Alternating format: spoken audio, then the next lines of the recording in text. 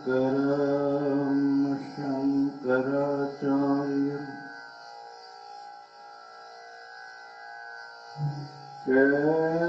केशवं बादरायणं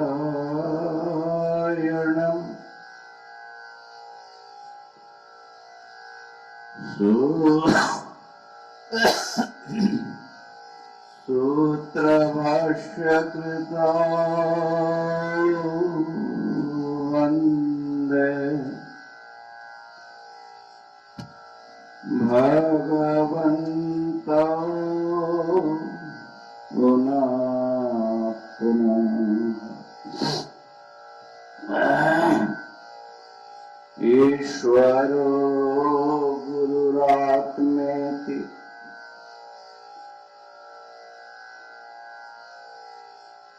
मूर्तिभेद विभागिना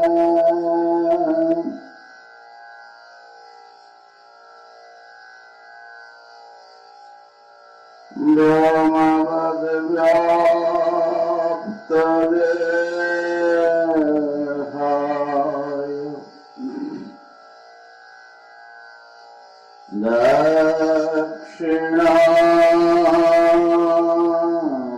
दक्षिणामूर्तये नमः।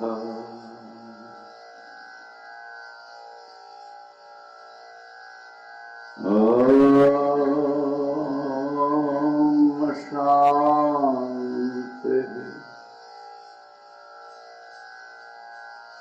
शान्ति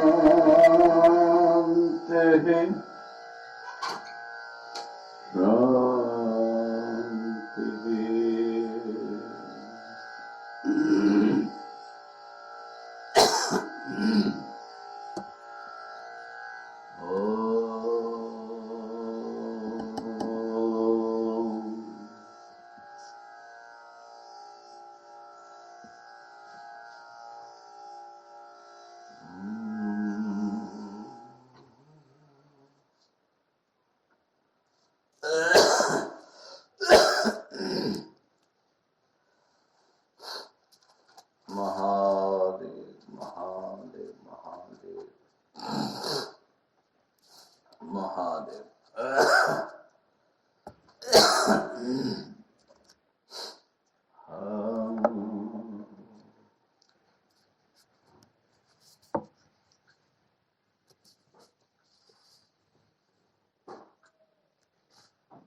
मैं कौन हूँ, मेरी आत्म परिचय क्या है, इस विषय में भगवान शंकराचार्य जी के विवेक चूड़ामणि ग्रंथ का हम लोग स्वाध्याय कर रहे हैं।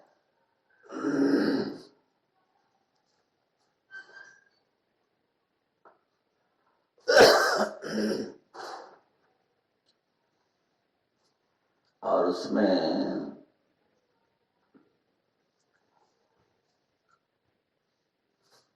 साधकों के लिए वेदांत की प्रक्रिया को सरल रूप से प्रस्तुत किया गया।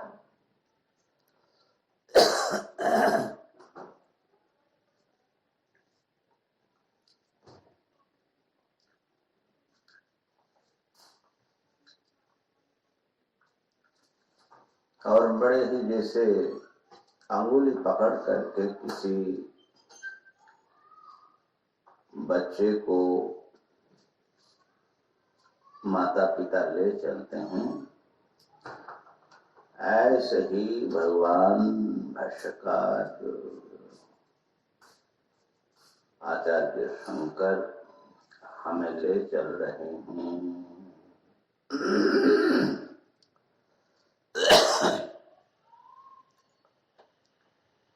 और इसमें जो निरंतर लगे रहते हैं,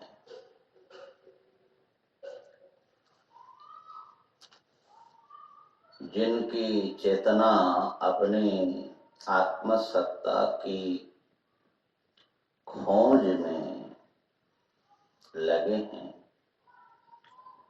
और वेदांत का आश्रय लेकर के वो कर रहे हैं, माने गाइडेंस सही होना चाहिए, तो धीरे धीरे वो पहुंच जाते हैं।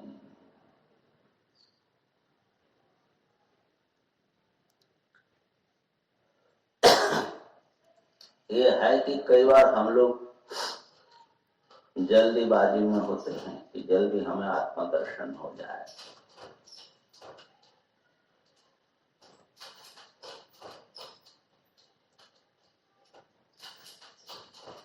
पर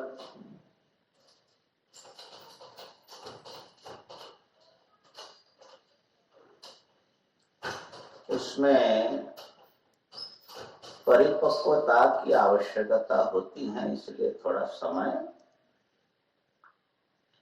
और धीरज आवश्यक है।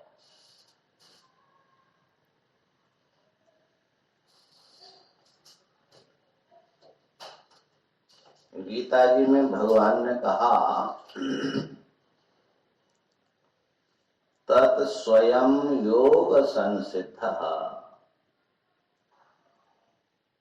कालेनात्मनि विन्दति। स्वयं ही इस योग जो लगे हुए हैं आप, ये योग है आत्मा से परमात्मा से,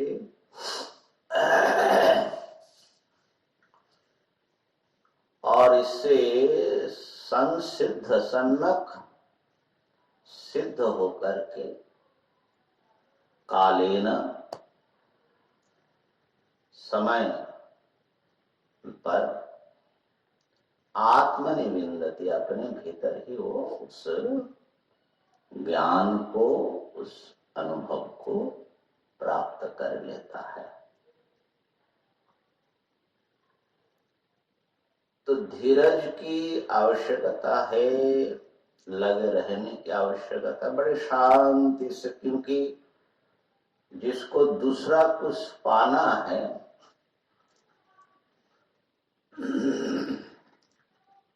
उसको भगवान नहीं मिलते।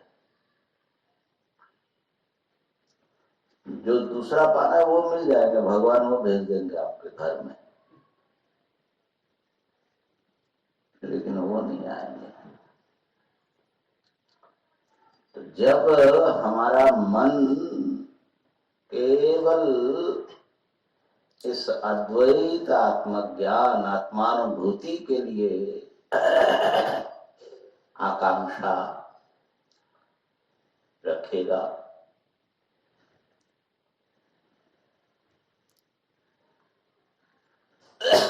यमे वैश वृणुते तेन लभ्यः। यम एव, एवकार से यम माने परमात्मानम, एव केवल जो परमात्मा को ही वर्ण करते हैं, अपने जीवन के चरम परम प्राप्तव्य के रूप में उस वर्ण से परमात्मा अपने स्वरूप को उसके साधक के हृदय में प्रकाशित कर देते हैं। तेन लब्ध तस्य एष आत्मा विवृणुते तनु स्वाम। ये आत्मा उस साधक को अपने जो स्वरूप है, स्वाम तनु माने स्वकीयाम, जो स्वकीयम स्वरूपम, उसको प्रकट करते हैं।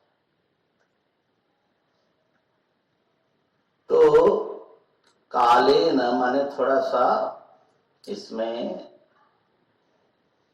धीरता स्थिरता की आवश्यकता है।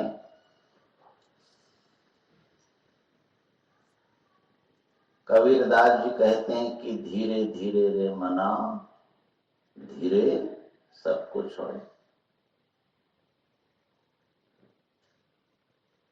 अगर माली एक पौधा या बीज लगाया और उसमें 100 घड़ा पानी डाला, तो क्या वो तत्काल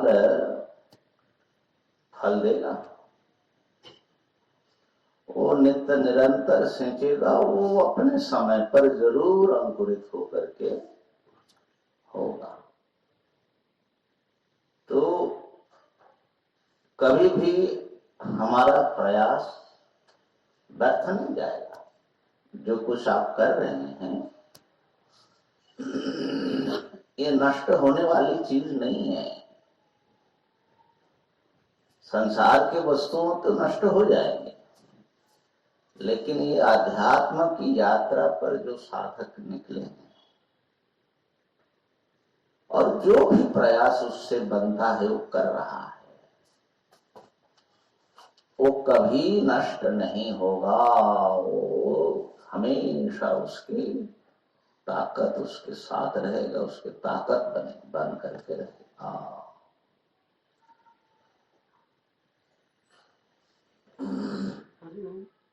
हाँ, किसी टाइम युग भ्रष्ट बता जो बेटा। हाँ, किसी टाइम युग भ्रष्ट। हाँ, तो युग भ्रष्ट क्या है? साधक चल रहे हैं और बड़े मन लगाकर चल रहे हैं,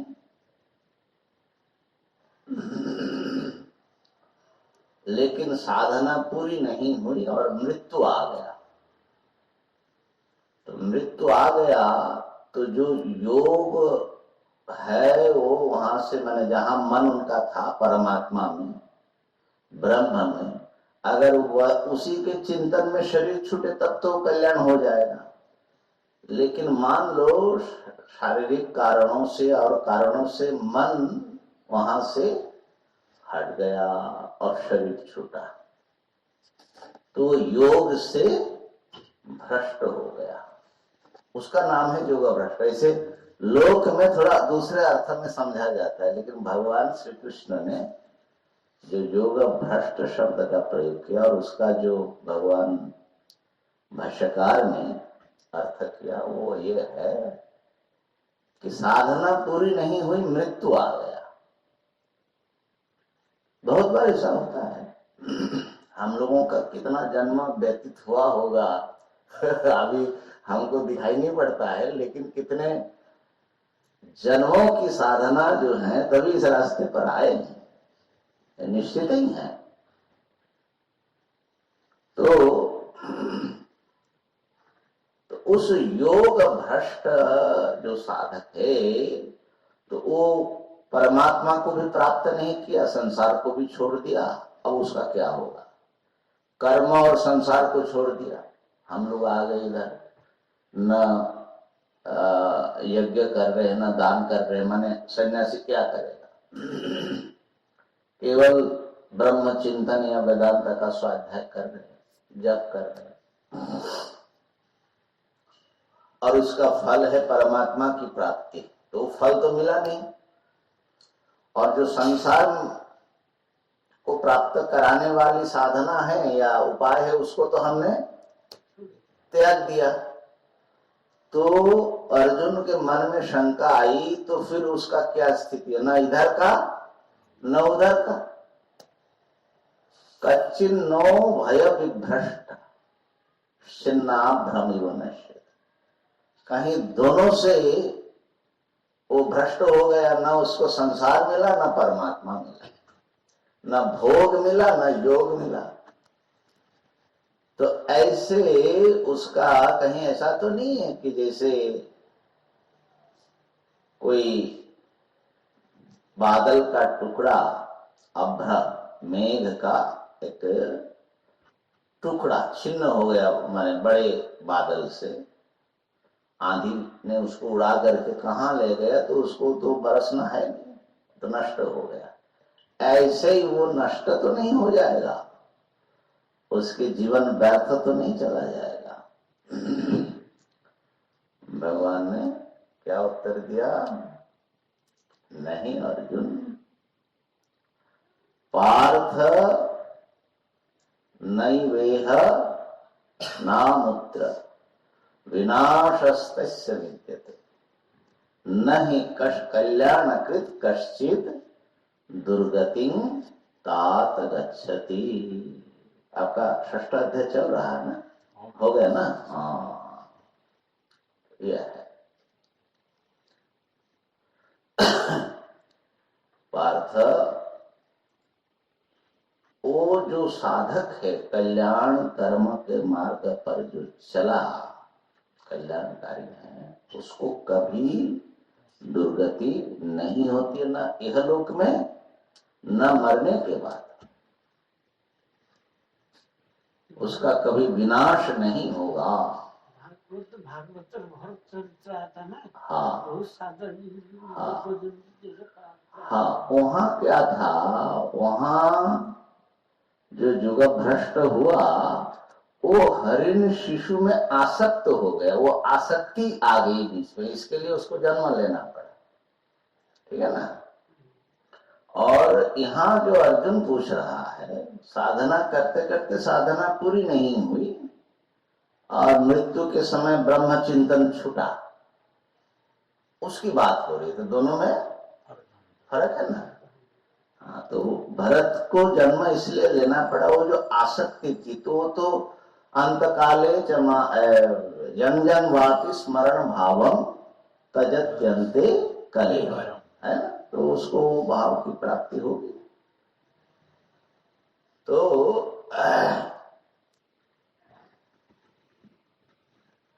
लेकिन देखो तो उसको भी, उसका भी पूरा विनाश तो नहीं हुआ। एक जन्म जरूर हिरण्य जन्म हुआ, लेकिन उसमें भी स्मृति बनी रही, याद, बल्कि वो साधना करते थे। तो परमात्मा उसको कभी नष्ट नहीं होने देते। और ये भी भगवान ने कहा, स्वल्पमप्यस्य धर्मस्य त्रायते महतो भय। थोड़ा भी इसका आचरण करे अध्यात्म धर्म का, तो महान जो भय है मृत्यु और उसके बाद क्या होगा, उससे रक्षा करते हैं, उसका त्राण करते हैं। तो मेरा ये कहना था कि वेदांत के साधक या किसी भी मार्ग से चल रहे हैं, योग मार्ग से, भक्ति मार्ग से, तो वो जो हैं शांत चित्त होकर निरंतरता के साथ उसमें अगर वो लगा रहता है, हड़बड़ी नहीं करता, धीरज के साथ, तो उसको अवश्य ही सफलता मिलती है। हड़बड़ी में क्या होता है, न साधना हो पाती है, न इधर का न उधर का हो जाता है। हड़बड़ी में ही गड़बड़ी होती है। तो इसलिए इसका माने ये जो वेदांत शास्त्र हैं, इसके आवर्तन करते रहे, बार बार सुने, बार बार मनन करे, ध्यान लगाए, बल्कि ये जो हम लोग अभी सुन रहे हैं ये श्रवण ही हमारा मनन हो रहा है। क्योंकि मनन किसका नाम है? जैसे यहाँ कह दिया कि सारे विश्व में व्याप्त है, अब इसमें संशय हुआ सारे विश्व में हमारी आत्मा कैसे व्याप्त है? उस संशय को हम दूर करने के लिए युक्ति पूर्वक चिंतन कर रहे हैं, इसी का नाम मनन है। मनन से हमारे समझ गहरा होगा, और जब बड़ी एकाग्रता से आप समझने की कोशिश करेंगे तो ध्यान भी लग जाएगा उसी समय। बहुत बार जो है ना, यहीं बैठे बैठे अगर पूरे ध्यान से आप सुन रहे हैं और चीजों को, पदार्थों को पकड़ती हुई आपकी बुद्धि जा रही है, तो आप देखेंगे कि आप किसी उच्च भूमि पर, चेतना के उच्च भूमि पर आप पहुंच गए। तो इसलिए बड़े प्रेम से इसका स्वाध्याय होता जाए। तो हम लोग 130 का जो है विचार किया, 131 का करेंगे। दोनों श्लोक पढ़ लेते, उच्चारण थोड़ा सा प्रसंग खींच करके फिर इसमें आएंगे। येन विश्वमिदं व्याप्तं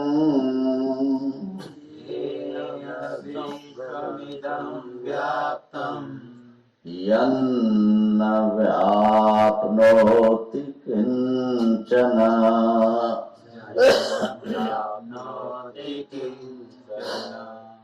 आभारूपमिदं सर्वं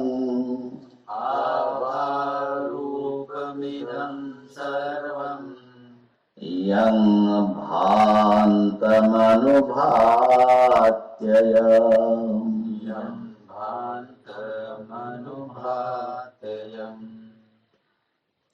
येन विश्वमिदं व्याप्तं न व्याप्नोति किंचन आभारूपमिदं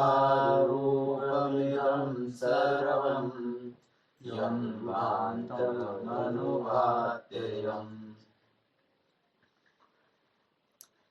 जिसके द्वारा ये संपूर्ण विश्व व्याप्त है और जिसे कोई भी व्याप्त नहीं कर सकता, माने सबसे बड़ा वही है। सभी देश, सभी काल, सभी पदार्थ में उसकी सत्ता है, वही तो आत्मा है। और ये जो सब कुछ अलग अलग दिख रहा है, वो उसी सत्ता या अस्तित्व के दर्पण में आभास है, आभारूपम।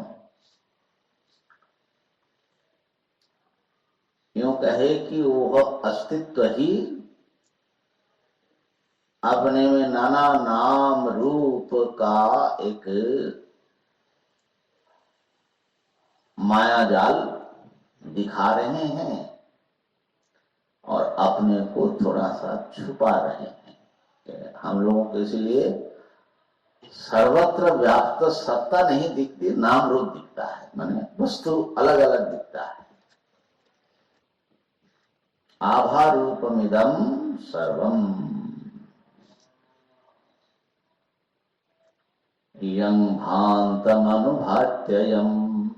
और उसी सत्ता के या उसी आत्मसत्ता के प्रकाश होने से ये सब प्रकाशित हो रहे, उसके अनंतर, उसके प्रकाश से प्रकाशित होता है।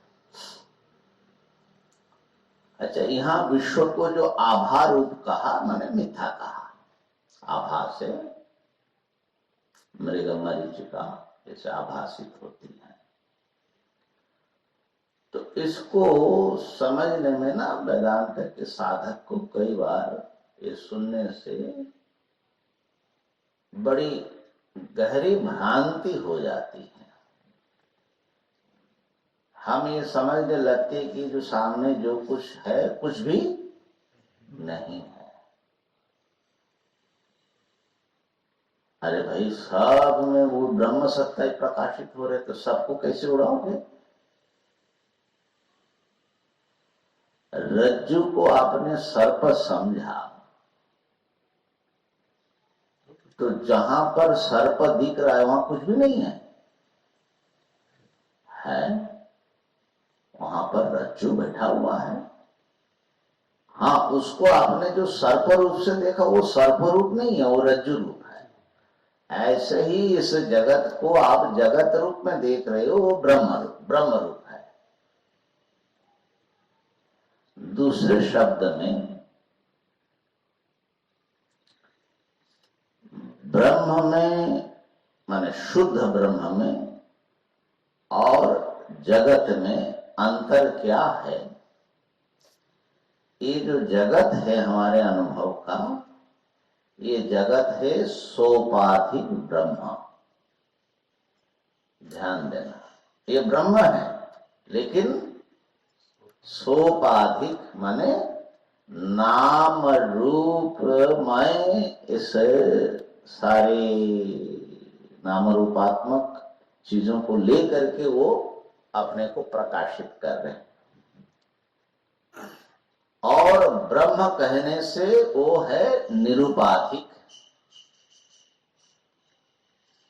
जैसे समझ लो, हम लोग अभी सब शीत वस्त्र पहन करके बड़ा मोटा मोटा हो गए सब लोग। अभी इस समय का अगर चित्र लिया जाएगा, फोटो कैसा आएगा?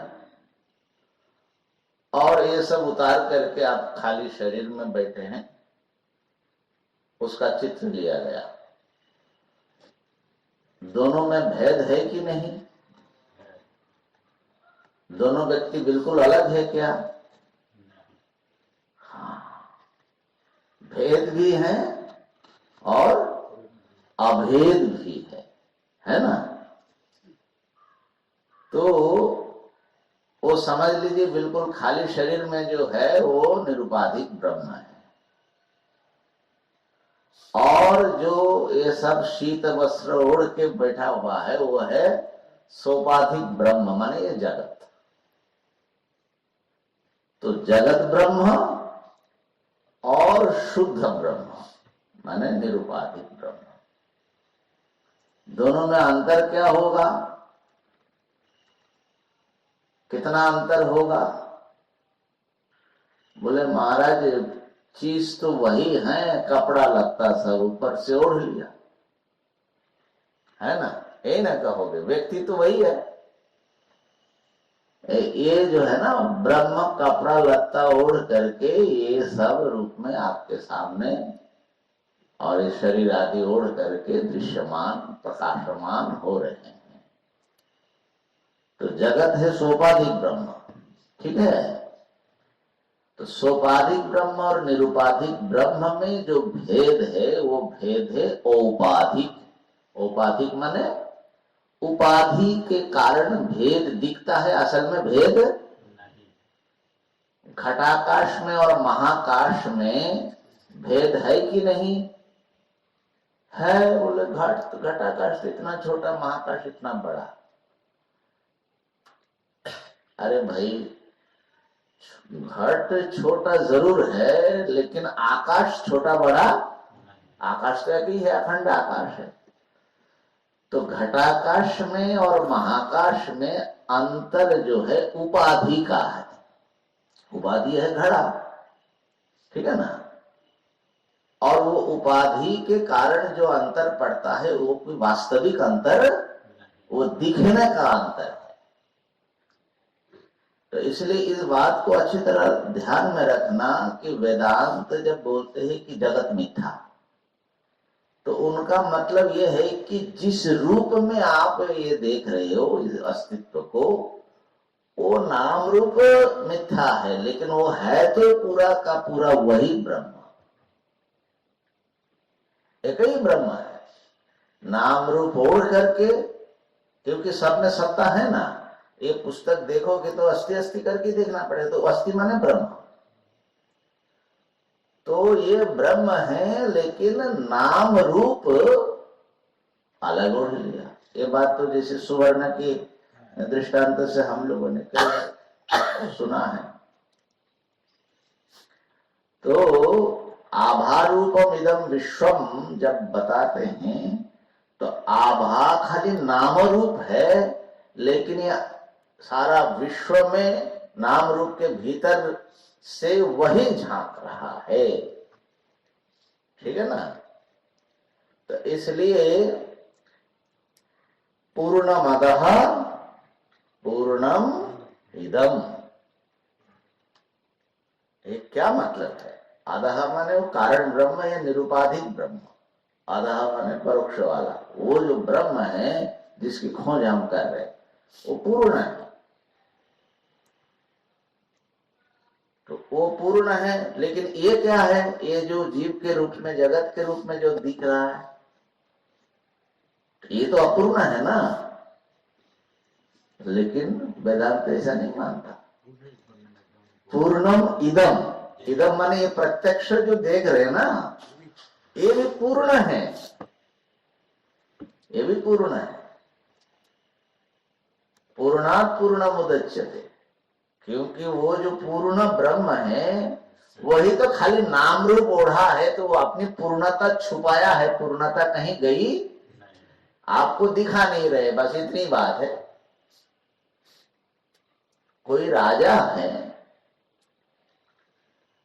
छद्म वेश बना करके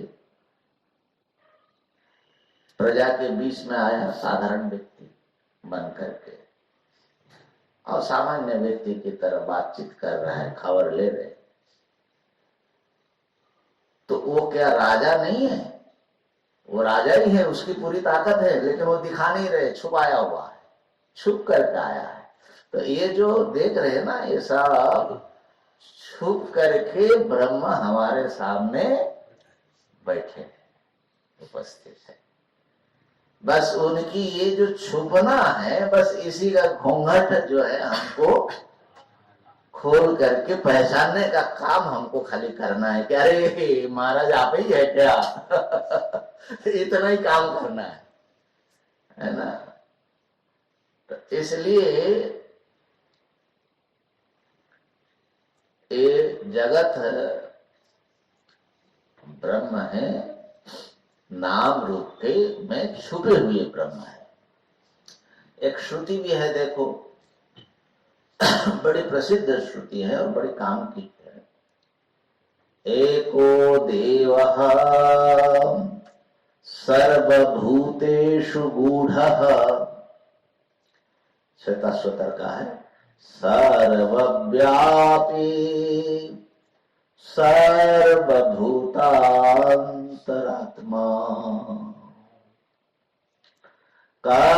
कर्माध्यक्षः सर्वभूताधिवासः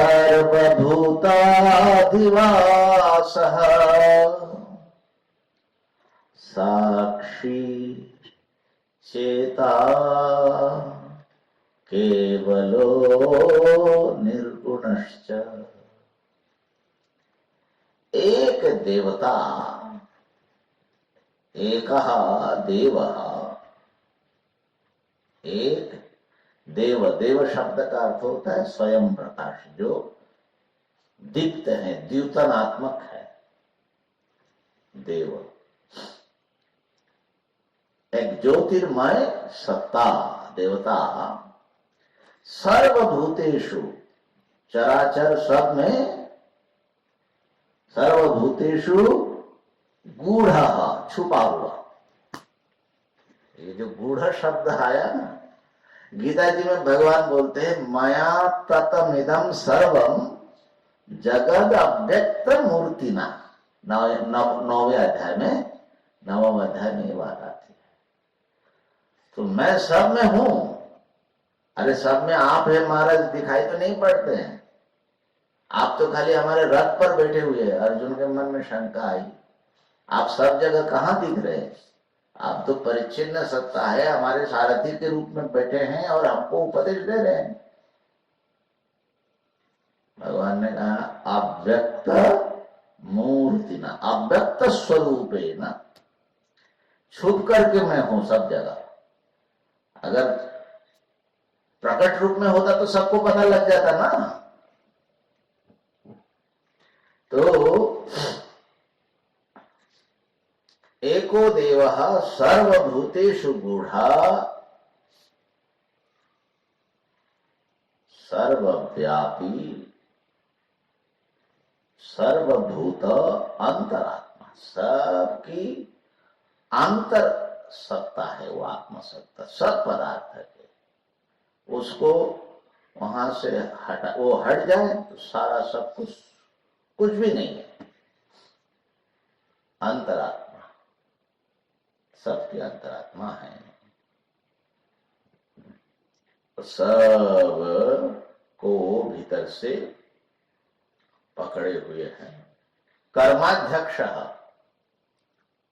सबके कर्म के अध्यक्ष है, देखता रहता है कौन क्या करता है और उसके अनुरूप फल देना उनका काम है ना।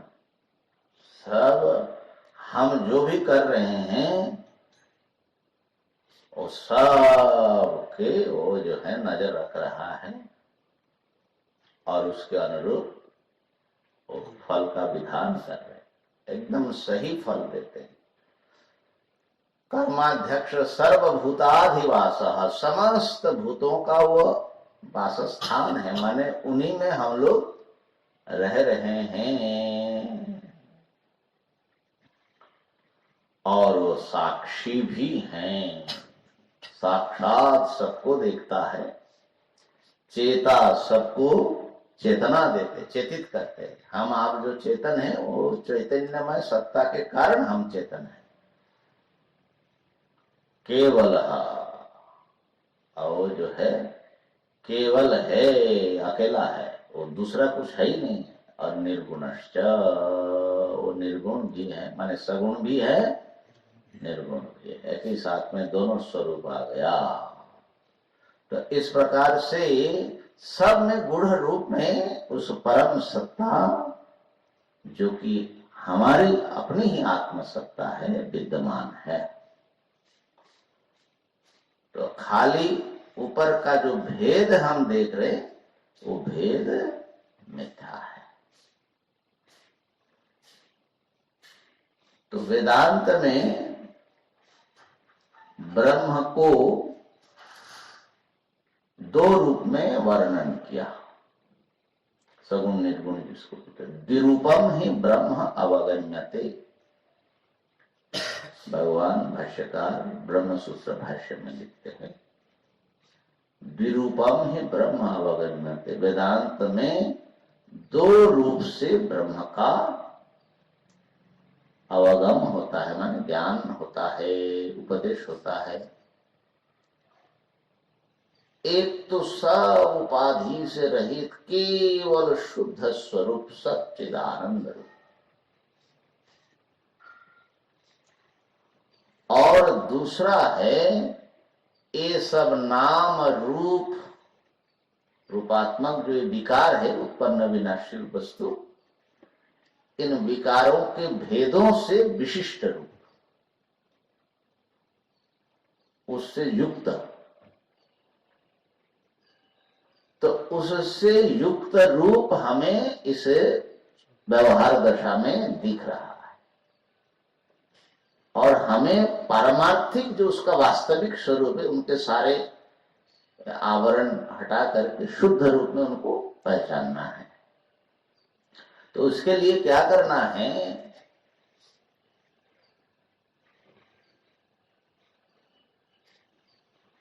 तो वेदांत की साधना के लिए एक बहुत सुंदर उदाहरण आता है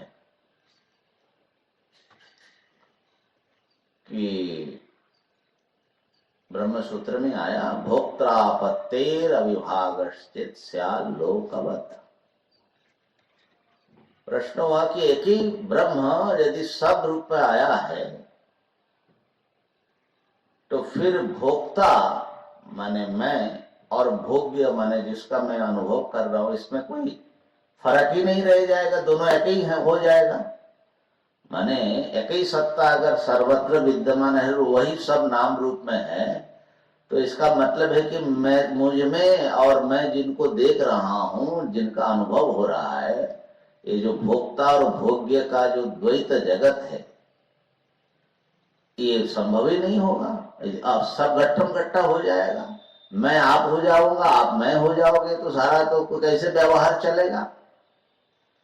भोक्तापत्तिर अविभागश्चित, कहा कि सैलोकवत्, ऐसा नहीं होता।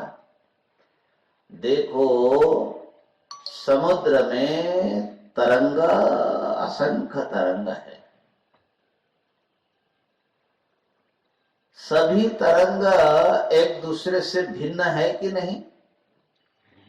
भिन्न है, बल्कि एक दूसरे से टकराते हैं, एक दूसरे से मिलते हैं, एक दूसरे से दूर हो जाते हैं, चलता रहता है।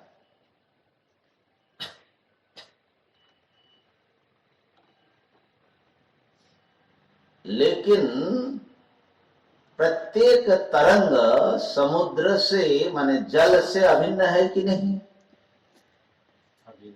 जल से प्रत्येक जो तरंग है वो जल से अलग हो सकता है? समुद्र से अलग हो सकता है? नहीं। तो यदि आप समुद्र की ओर नजर देंगे तो सारा तरंग सब समुद्र के ही हिस्से हैं, तो इसलिए अभेद नजर आएगा, सब में वही जल सत्ता आपको नजर आएगी। और यदि समुद्र को आप भूल जाते हैं, खाली तरंग के ऊपर ऊपर नजर होता है, तो आपको भेद दिखेगा, एकदम अलग अलग मालूम पड़ेगा। लेकिन प्रत्येक तरंग कहां से जुड़ा हुआ है? समुद्र से। तो हमें जब इस जगत को हम देख रहे हैं तो हम बिल्कुल अलग अलग मानते हैं, सब एकदम अलग अलग, ऐसे द्वैत, एकदम द्वैत में हम जीते हैं। तो एकदम द्वैत में जो जी रहा है साधक है, तो उसको इस विचार से, वेदांत विचार से क्या समझना है कि वो तरंग हम लोग सब तरंग है, लेकिन किसके तरंग है? उस सच्चिदानंद के, सत स्वरूप के ही सारे आकार प्रकार है। सत्ता से हम कोई भी अलग, तो बार बार उस सत्ता की ओर जो सब में है, उसकी ओर, माने समुद्र की ओर बार बार हमें दृष्टि ले जानी है। और जब ऐसा होगा तो सारा जगत एक ब्रह्म सत्ता के ही सब नाम रूप है, यह मालूम पड़ेगा। बल्कि इसी दृष्टि को भागवत में अनन्या भक्ति शब्द से कहा। अनन्या माने भगवान से, ब्रह्म से अन्य कोई है नहीं, सब उनसे अनन्य है। भागवत का एक श्लोक है बड़ा सुंदर, कि यत किंच भूतम प्रणमेद अनन्या,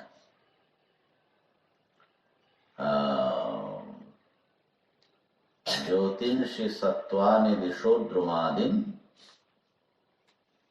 सरित समुद्रांश्च हरे शरीरम जत किंच भूतम प्रणमेद अनन्यः। प्रथम चरण ही नहीं उठ रहा है। तो ये दिशाएं, ये समुद्र, ये आकाश, ये जो ज्योतिष हैं, ये पहाड़,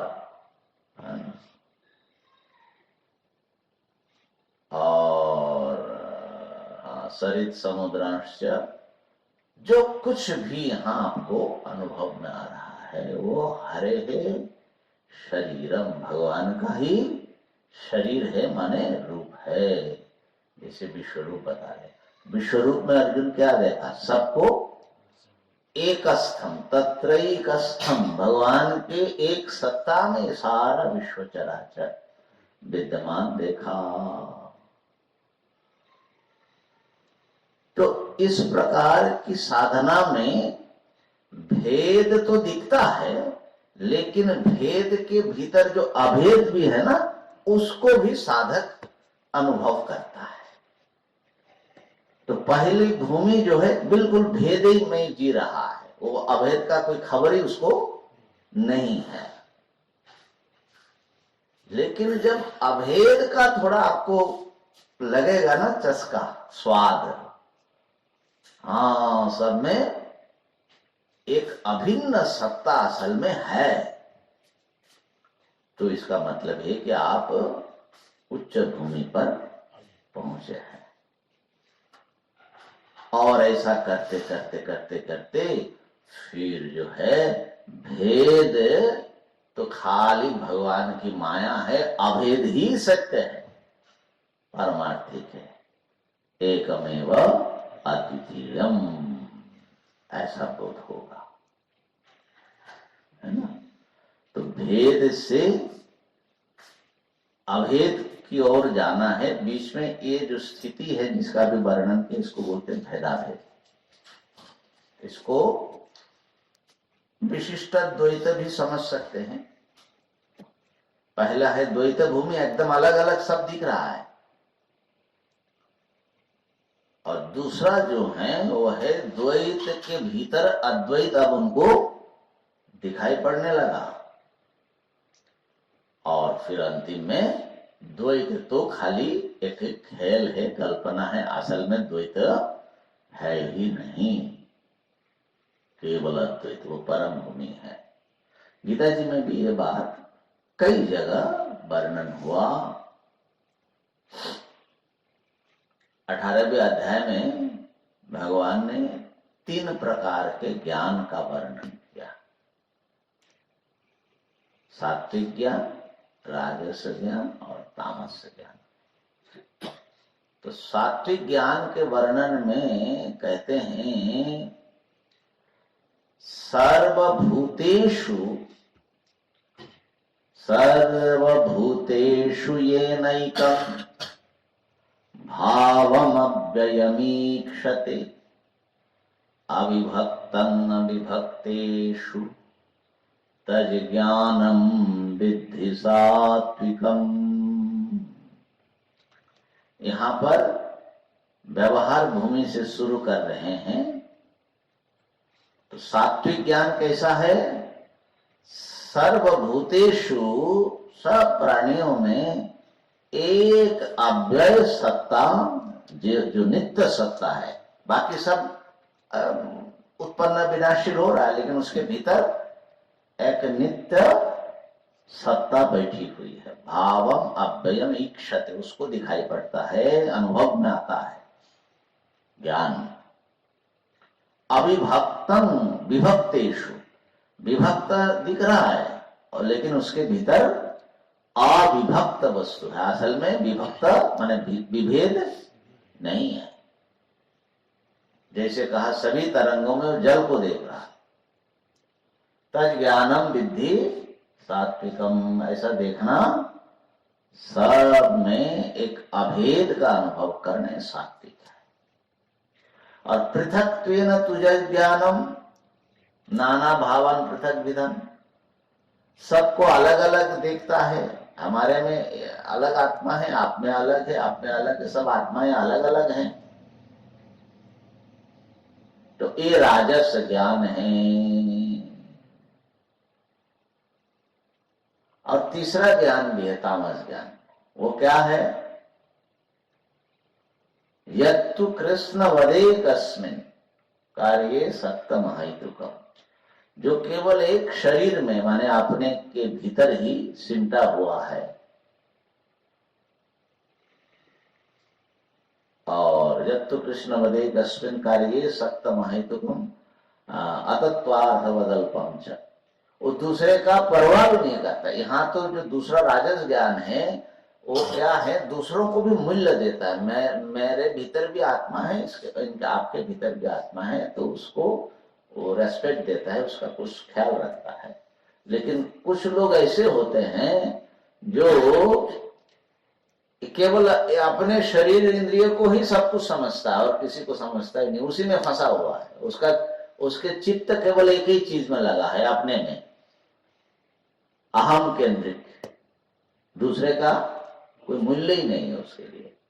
तो वो तो तामस है, घोर माने दुष्ट व्यक्ति कहना चाहिए। तो ये 3 ज्ञान है, और सात्विक ज्ञान से भी जो गुणातीत ज्ञान है, वहां सब में एक को देखते हैं, और ये सब अलग अलग माने कोई असल में अलगाव सत्य नहीं है, पारमार्थिक, उसको सात्विक ज्ञान का ही विशुद्ध रूप है। तो कहने का अर्थ ये है, मेरा इतना जो ये प्रसंग इसलिए उठाया कि मैंने आभारूप कहने से हम लोग जो है सोचते हैं कि जो सामने है वो बिल्कुल कुछ भी नहीं है। ये नहीं है, वेदांत ये नहीं कहता है। एक ही आत्मा नाना नाम रूप में आभासित हो, ये बात है।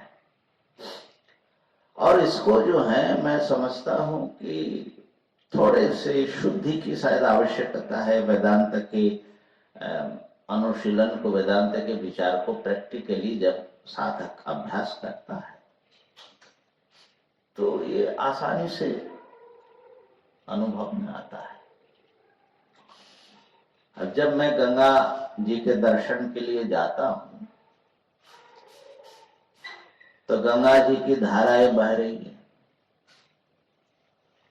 उस पार जो है पत्थरों का खूबसूरत सब तट बना हुआ है, उसके आगे जो हैं और धाराएं हैं, पेड़ पौधे, जंगल दिखता है।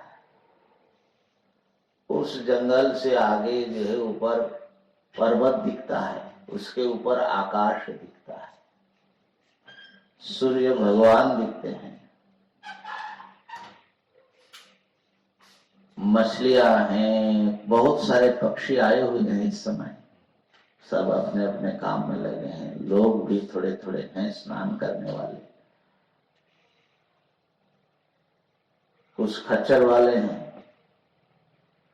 तो ये सारा जो सीन है, परिदृश्य, ये सब माने अलग अलग ऐसा नहीं दिखता, एक परिदृश्य जैसा एक मालूम पड़ता है। माने कहीं कुछ सबके साथ एक दूसरे से जुड़ी हुई एक गहरी जो है गूढ़ ऐक्य, एकता अनुभव में आता है। बहुत बड़ा विचार से आता है ऐसा नहीं है। अगर मन किसी और विचार में आपका ऑक्युपाइड है और यहाँ प्रेजेंट ही नहीं है तो बात अलग है, माने उस परिदृश्य। लेकिन उस सत्ता में जब आप वहां पर प्रेजेंट होंगे और देखेंगे तो एकाएक आपको लगेगा कि ये सारा जो है, और मैं भी इन्हीं का एक पार्ट हूं। तो ऐसा जो है वो परमात्मा के ही झलक है, समझ, झलक है। हमें एक साधक ने बताया था, वो जो है घूमते घूमते दक्षिण भारत का है, कर्नाटक का है सर, वो यंग है, युवा, और बोले कि ऋषिकेश पहुंचा और देखा कि वो परमार्थ घाट पर जहां गंगा आरती होती है वहां गया। तो फिर आरती में थोड़ी देर थी तो देखा कि कुछ लोग जो हैं वो गंगा जी में स्नान कर रहे। तो मुझे भी प्रेरणा हुई, मैं भी जाऊं गंगा जी में। तो बोले गंगा जी में गए तो वहीं पर एक पत्थर जो है, तो पत्थर मिला, उसमें बैठने की जगह है। तो मैंने इतना पानी में, गर्मी का दिन रहा होगा, बैठ गया।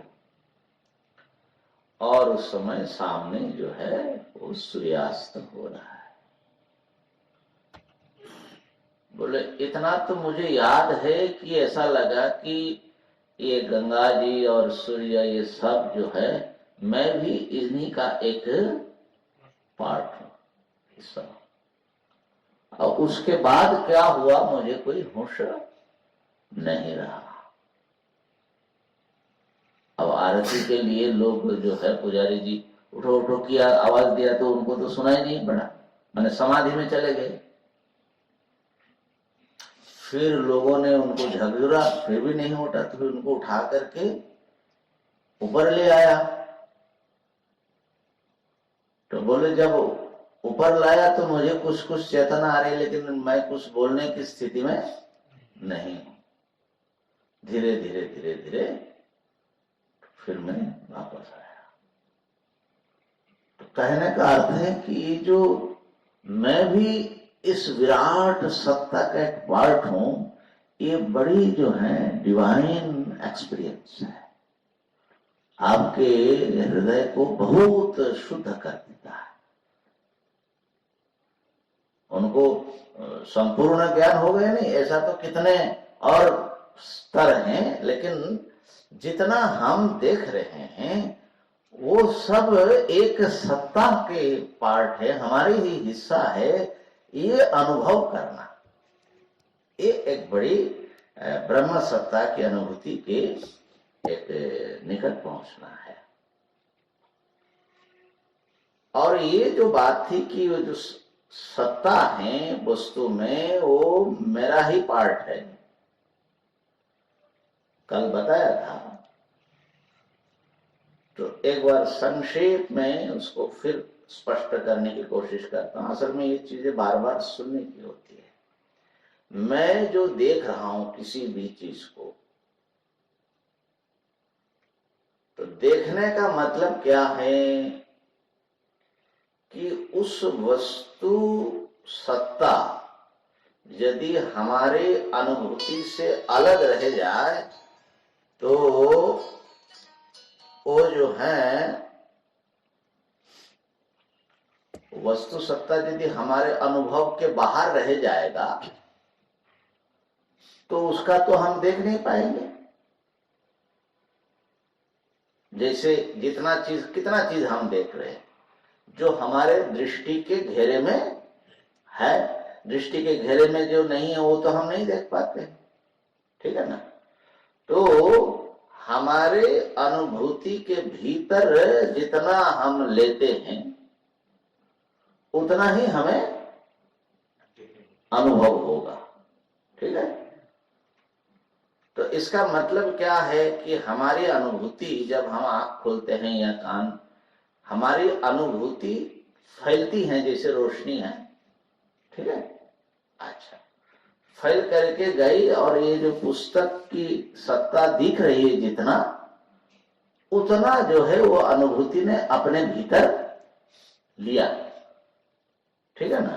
तभी ना ये सत्ता है ऐसा हमको अनुभव हुआ। अच्छा, ये जो अनुभूति के भीतर लेना है, ये अनुभूति क्या आपसे कोई अलग चीज है? आपके जो अनुभूति है तो नहीं लगता है कि अलग है कुछ, मैं अलग हूं और मेरा अनुभव अलग, ऐसा लगता है। लेकिन यदि वो आपसे अलग रह जाएगा अनुभव, तो वो आपको कैसे अनुभव में आएगा? तो आपकी अनुभूति का मतलब ये है कि वो अनुभूति और आपकी जो सत्ता है वो अलग नहीं है, क्योंकि सत्ता और अनुभूति अलग हो जाएगी। मैं अलग हो जाऊंगा, मेरा ज्ञान कहीं अन्यत्र लटकता रहेगा तो मुझे तो पता नहीं लगेगा ना। तो वो ज्ञान जो है असल में मेरे सत्ता से भिन्न, दूसरे अर्थ में मैं ही, माने ये पुस्तक को किसी न किसी रूप में मैंने अपने अस्तित्व के भीतर ले लिया, तभी ये हमारे अनुभव का द्वारा प्रकाश हो रहा है। ठीक है ना? तो इसका अर्थ है कि पुस्तक की सत्ता और मेरी सत्ता एक हो गई, तभी ये जो है एक ही सत्ता में ये भास रहा है। क्योंकि अलग रह जाएगा मेरे सत्ता से तो मेरे ज्ञान का विषय नहीं बनेगा। किसी ना किसी रूप में जो जो आप अनुभव कर रहे हो वो आपके अपने सत्ता में, अपने भीतर, अपनी चेतना के भीतर आ रही है। ठीक है ना? तो हम सोचते हैं कि हमारी सत्ता फैली, असल में हमारी सत्ता सर्वत्र पहले से ही विद्यमान है। लेकिन वो जो इधर वाली जो हमारी सत्ता है ना, इस सत्ता में एक हम तथाकथित जो मैं हूं, तो मैं एक कारागार के एक ढक्कन के समान है। तो मैं हमारी उस विराट सत्ता से मैं अपने को काट लिया, कट गए हम। तो जब ये प्रमाण व्यापार होता है तो वो जो घेरा है मेरा अहंकार का या मैं करके, उस घेरा को थोड़ा सा तोड़ करके मैं जब देखता हूं तो देखता हूं कि मेरा अपना ही सत्ता वहां तक फैली है। तो कहने का तात्पर्य ये है कि ये जो घेरा है अहंकार का, अज्ञान का, इसी के कारण ये पुस्तक अलग है और मैं अलग, ऐसा मैं महसूस करता हूं। असल में मैं जो चेतन सत हूं, वो पुस्तक की सत्ता भी मेरे चैतन्यमय सत्ता से अलग नहीं है। इसीलिए वेदांतियों ने कहा कि विषय अवच्छिन्न चैतन्य और अंतकरण अवच्छिन्न चैतन्य। अवच्छिन्न माने सीमित, माने उपाधि, घटोपाधि, है ना? तो इस प्रकार से गंभीर विचार करने से सब में मैं ही मैं व्याप्त हूं और उस व्याप्त सत्ता के प्रकाश से सब प्रकाशित होता है, ये पता लगता है। आज इतना ही है, पूर्ण करता हूं। ओम पूर्णमदः पूर्णमिदं पूर्णात् पूर्णमुदच्यते पूर्णस्य पूर्णमादाय पूर्णमेवावशिष्यते। ओम शांति शांति शांति। ओम ब्रह्मा